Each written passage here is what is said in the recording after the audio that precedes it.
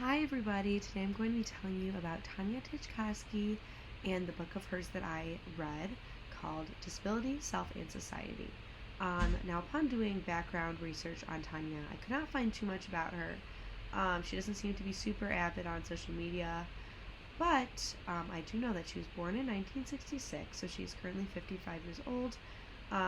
She has a partner named Rod Michalko, who is super important in her story, that I will definitely be diving into a little bit later. And she currently works at the University of Toronto, where she is involved in the social education department, specifically teaching disability studies. She has attended two universities where she got her degrees. The first one being Augustana University in Cambridge. She got her bachelor's degree in 1988.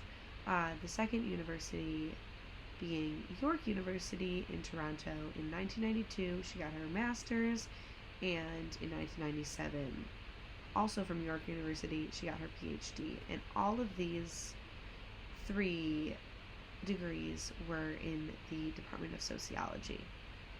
Currently, Tanya teaches 8 graduate courses at the University of Toronto and supervises 26. Upon digging into these courses, they cover culture, the social theory, disability studies, so she's clearly very well versed in these topics. She has 4 books. The first one, published in 2003, was Disability, Self, and Society. That's the one I will be telling you about shortly. Then in 2007, she published Reading and Writing Disability Differently. In 2009, she published Rethinking Normalcy, and in 2011, her most recent book, she published The Question of Access, Disability, Space, and Meaning. She's won 11 awards, the most recent one being from 2019, and her partner Rod Michalko works at St. Francis Xavier University. They both previously worked together. He is the professor of sociology there, and he's also an author. 2 notable books, which I made sure to write down, were The Difference That Disability Makes and Things Are Different Here. Both of those are his. Now, to dive into Disability, Self, and Society, I found this book to be super insightful, especially reading it from her point of view, one who lives with dyslexia and blindness. She is not blind, her partner Rod is blind, but she obviously still experiences that every day. I found that to be super enlightening, and a point of view that I've never experienced before. She started each chapter with an anecdote about her life, a little story, and then throughout the chapter continued to broaden it up and relate it to society and culture. Both of those were very adamant themes that I made sure to make note of. So going into that, society playing a role in disability was the first theme that I made note of. In her first chapter, I believe, she recalled that when her partner Rod was getting into a cab, the cab driver later asked her, "Is he blind?" And she said yes, and the cab driver said, "What a shame." So that obviously relates to societal norms, that someone who has a disability, disability means they're lacking something, they're missing something, they're lesser of a person in a way, which is completely false, but unfortunately that is the view that so many people have, that needs to be changed. And with these like societal norms, they also point out society's rules, procedures, and that is something that I think is super interesting and I never even thought of before. She also brought in her having an invisible disability, I guess, and her partner Rod having a visible disability. Those are treated by society in 2 completely different ways. one you can make a snap judgment on, and one you can't, and you know more once you get to know the person. So the contrast of those two disabilities, I think, was super interesting in that point. The points that she had brought up about that were super enlightening as well.